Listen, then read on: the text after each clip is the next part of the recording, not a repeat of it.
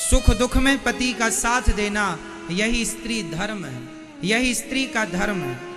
और ये संस्कार एक पिता से और एक माँ से बेटी को मिलते हैं। बेटियों के संस्कार ससुराल में बनते और बिगड़ते नहीं हैं।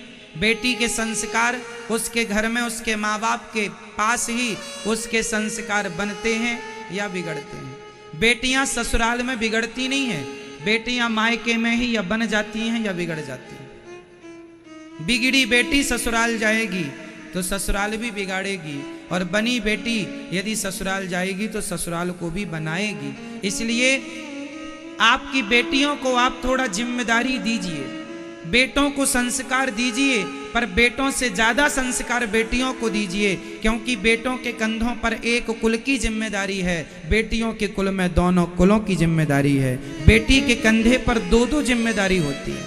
इसलिए आपको बेटे से ज्यादा बेटी को समझदार बनाना चाहिए। बेटा समझदार हो, पर बेटी से डबल समझदार बेटी का होना आवश्यक।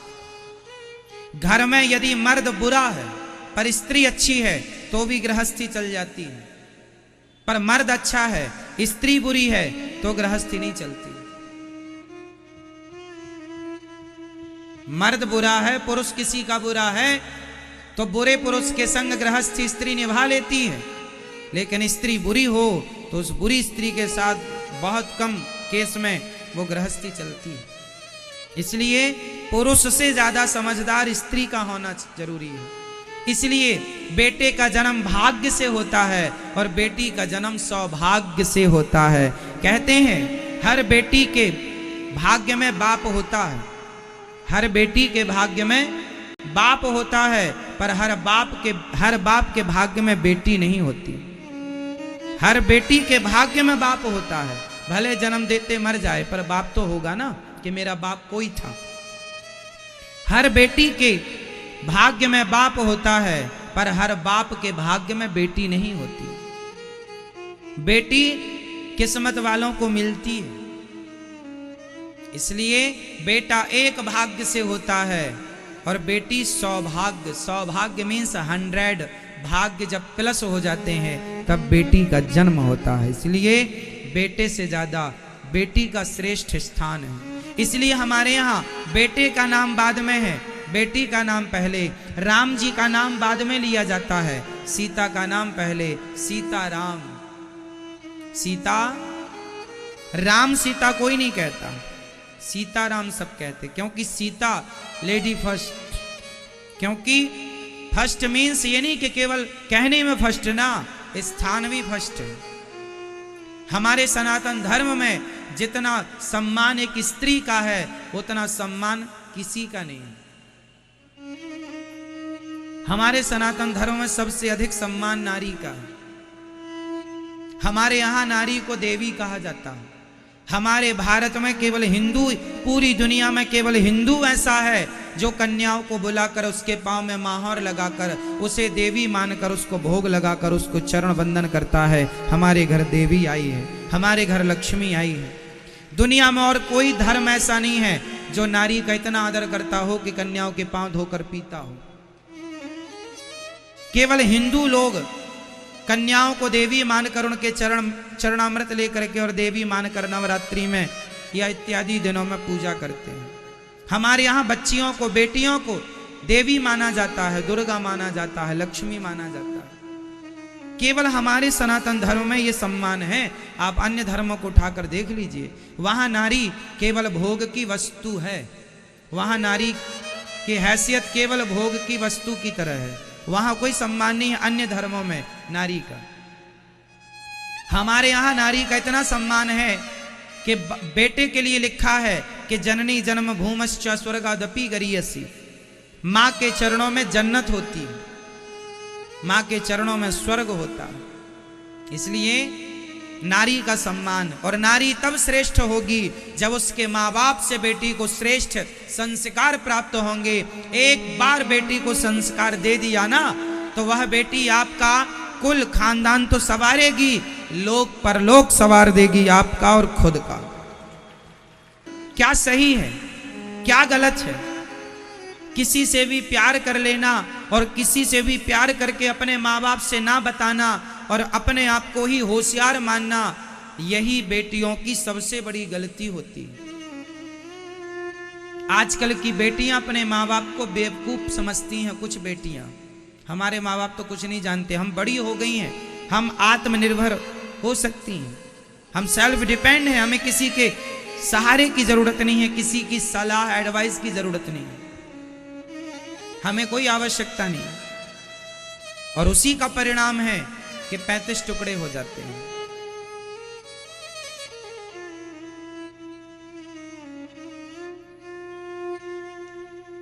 हमारे शास्त्र कहते हैं, बड़े बुजुर्ग कहते हैं कि शादी विवाह वहां करो जहां मां बाप कहते हैं। गलत ट्रैक पर ना जाओ, ना जाओ, ना जाओ। लेकिन आज के मॉडल जमाने को कौन समझाए? अब जितनी बची बेटियां हैं, आप सीख लेना, समझ लेना, ये दुनिया सिर्फ आपका शोषण करने के लिए बैठी है। आप अब देखो ना, किसी लड़के के संग वो लड़की जाकर रह रही है, उसके माँ बाप को गलत जानकारी दे रही है, वो कह रही है कि हम सखियों के साथ हैं, सहेलियों के साथ, पर रह रही है लड़कों के साथ, लड़के के साथ। फिर अपने माँ बाप की आंखों में धूल झोंक रही है। इससे नुकसान किसका हुआ? हुआ ना नुकसान। आपका झूठ आपकी जान लेगा, आपकी गलती आपको दंड देगी, किसी और को नहीं। इसलिए अपनी अपनी बेटियों को समझा दो। प्यार का भूत सवार हो जाता है कुछ लड़कियों को। प्यार करना बुरा थोड़ी है, प्यार करना चाहिए, परंतु प्यार किससे करना चाहिए? माता सीता ने राम जी से क्या प्यार नहीं किया? क्या माता सीता ने राम जी से प्यार नहीं किया? किया। प्यार करने का थोड़ी कोई मना कर रहा है। शादी कर लो, अपने पति से प्यार करना, अपनी पत्नी से प्यार करना। शादी के पहले ही आजकल लोग संबंध बना लेते हैं। लड़के लड़की आजकल संबंध में रहने लग जाते हैं। अब बताइए, शादी के पहले कोई लड़की किसी पुरुष से संबंध बनाए तो ये एक पतिव्रता नारी के क्या लक्षण हैं? क्या यही हमारी भारत की संस्कृति रही है? क्या ये हमारा संस्कार है? ये संस्कार हमारे नहीं रहे। हमारे संस्कार तो ये रहे हैं, शादी के पहले हमें कोई स्पर्श ना करे और शादी के बाद हमारा पति ही हमारा भगवान है। उसके सिवा दूसरा पुरुष या तो हमारा पिता बनेगा, या हमारा भाई बनेगा, या हमारा बेटा बनेगा। ये भारत की संस्कृति रही है। ये संस्कार हर माँ बाप को अपनी बेटी को देना चाहिए। यदि दे दिया ये संस्कार, तब तो आपने अपनी बेटी को सब कुछ दे दिया। और वरना पैसे देने से कोई बड़ा नहीं होता साहब। आप करोड़ दे दो ना अपनी बेटी को दहेज में, करोड़ देने से आप बड़े बाप ना होंगे। संस्कार कितने दिए हैं आपने? इसलिए हर माँ बाप को अपनी जिम्मेदारी, आजकल के माँ बाप बेटियां और बेटा पैदा तो कर लेते हैं पर पाले पलते नहीं हैं। महाराज जी, हमारी बेटी सुनती नहीं है, हमारा बेटा सुनता नहीं है। ऐसा माहौल क्यों बना लिया है आपने अपने घर का कि आपके ही बच्चे आपकी नहीं सुनते? इसका मतलब ये हुआ कि आप असफल माँ बाप हो गए, आप फेल हैं। आप फेल हैं माँ बाप, जो फेल माता पिता, असफल माता पिता। आपने अपने बच्चों को संस्कार देने में आप असफल रहे। वो माता पिता सब, शास्त्र क्या कहते हैं? माता शत्रु पिता वैरी, ये न बालो न पाठिता, न शोभते सभा मध्य, हंस मध्य बको यथा। वह माता पिता शत्रु हैं जो अपने बेटा और बेटी को अच्छे संस्कार नहीं देते, अच्छी शिक्षा नहीं देते। शत्रु हैं वह। माता शत्रु, पिता वैरी, पिता दुश्मन है। यदि आपने अपने बच्चों को सही समय पर सही संस्कार नहीं दिए तो दीजिएगा बेटियों को संस्कार, और अपनी बेटियों को ये केस जरूर दिखाइएगा कि देख लो आंखें फाड़ फाड़ करके, जो तुम्हें प्यार का भूत सवार है ये दुनिया। जो लड़की के 35 टुकड़े हुए, इस लड़की ने भी उस लड़के से प्यार ही तो किया था। क्या किया था? प्यार किया था। लेकिन उस लड़के के पास तो ऐसी 4 लड़कियां और थीं, उसके पास तो ऐसी 4 और थीं, तो उसने काट दिया। जिसे तुम प्यार कहती हो मेरी बेटी हो, मेरी बहनों, प्यार नहीं है, वो वासना है, वासना। कब समझोगी इतनी सी बात? सामने वाला तुमसे प्यार नहीं करता, केवल अपनी शरीर की भूख आपके द्वारा आपसे मिटाना चाहता है। आप केवल उसका शिकार हैं। आपका वो शोषण तब तक करेगा जब तक उसका जी नहीं भर जाएगा, और जी भरने के बाद उसने भी उस लड़की का खूब शोषण किया, जी भर गया, पेट भर गया तो 35 टुकड़े कर दिए। यही तो हो रहा, भर गया जी। अब उसने बनाया होगा दबाव कि हमसे शादी करो, अब जब तुमने हमारे शरीर का शोषण किया शादी करो। इसने शादी से मना किया, उसने जिद की तो इसने उसको मार दिया। ये हो रहा है। अब पता नहीं ये बहन बेटियां जरा सी बात को कितनी देर में कब समझेंगी। नहीं समझोगी तो कहीं तुम्हारी भी ये दुर्गति ना हो।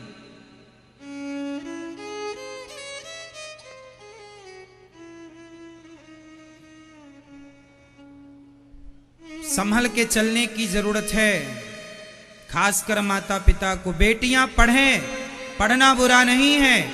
मैंने कहा था कि पढ़ाई लिखाई कराओ बेटियों की, पर बेटियों पर थोड़ी सी नजर बनाए रखो। एक बाप की जिम्मेदारी पूरी करो। बड़े शहर में आपकी बेटी अकेली रह रही है, आज के युग में आप कैसे मान सकते हैं कि वो सिक्योर है, सुरक्षित है? आप किसी को उसके साथ भेजिए, अपनी पत्नी को, अर्थात लड़की की माँ साथ में रहे, या लड़की का भाई साथ में रहे, या लड़की का कोई अपना जिस पे आपको विश्वास हो वो साथ में रहे। 1-2 साल की ही तो पढ़ाई है, त्याग लो ना थोड़ा बेटी के भविष्य के लिए, रह लो ना थोड़ा साथ में, साथ रह के पढ़ा लिखा दो। अकेले छोड़ने का जमाना नहीं है साहब, अब आप माने या ना माने। अकेले छोड़ने का जमाना, यदि आप चाहते हैं कि फिर हो जाए टुकड़े तो हो जाने दो। यदि आप ये थिंकिंग वाले व्यक्ति हैं कि हो जाने दो फिर टुकड़े, यदि आप टुकड़े कराने को तैयार हैं तो फिर आप आजाद छोड़ दीजिए। और आप जरा समझदार और गंभीर माँ बाप हैं तो जिम्मेदारी का परिचय दीजिए। बेटियों की पढ़ाई लिखाई में आप कुछ दिन उनके साथ रहिए, सुव्यवस्थित उन्हें पढ़ाइए लिखाइए, खूब पढ़ाइए ना।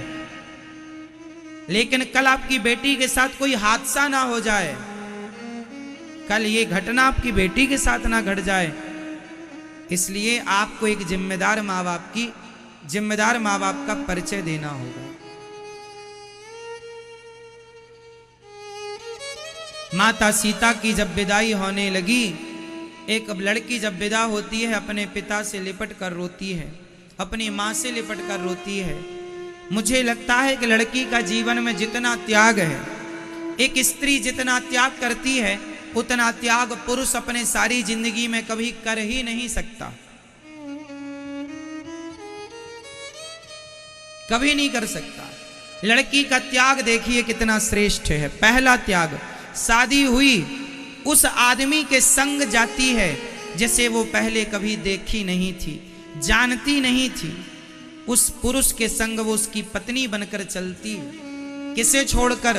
उस माँ को जिसकी गोद में पली बढ़ी है, उस पिता को जिसकी उंगली पकड़कर चलना सीखा है, उस भाई को जिस भाई के संग खाती थी, जिस भाई के संग खेलती थी, उस बहन को जो संग में संग चलती थी, सुख दुख की साथी थी, उस आंगन को, जिस आंगन में ना जाने कितनी बार चलने के लिए खड़ी हुई और जिस आंगन में गिरी और जिस आंगन की माटी को खोद खोद कर खाया, आज वो आंगन, आज वो पिता, आज वो माँ, आज वो भाई, वो बहन, सबको छोड़कर एक लड़की अपने उस पति के संग जिंदगी गुजारने चलती है जिसे वो अभी तक जानती ही नहीं, जिसे नहीं जानती उसके साथ जा रही है, उन्हें छोड़कर जिन्हें वो जन्म से जानती थी।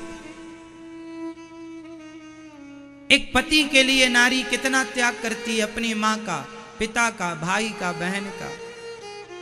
इतना ही नहीं, अपने नाम का बलिदान देती है। एक लड़की का नाम मायके में कुछ था पर ससुराल में जाकर उसका नाम चेंज हो जाता है। नाम ही नहीं, सरनेम भी चेंज हो जाता है। यदि वो चाहे तो सरनेम, नाम चेंज कर ले, वरना सरनेम तो चेंज, जाति चेंज हो जाती है। यदि लड़की मायके में फलानी जाति की थी तो ससुराल में उसका नाम बदल जाएगा, गोत्र बदल जाएगा, उसकी जाति बदल जाएगी।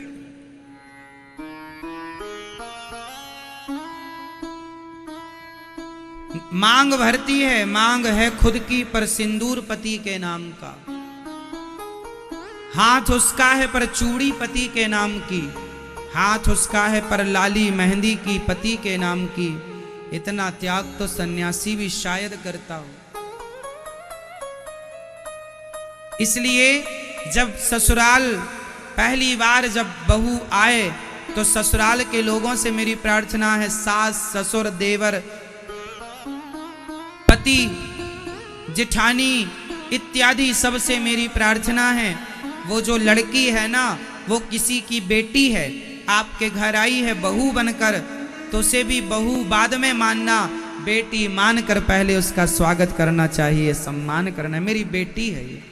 यदि हर ससुराल के लोग अर्थात माता, सास, ससुर यदि अपनी बहू को बेटी मानकर रखें और बहू भी अपनी सास ससुर को अपने माँ बाप मानकर रहें, तो अपने आप आपका घर स्वर्ग हो जाएगा।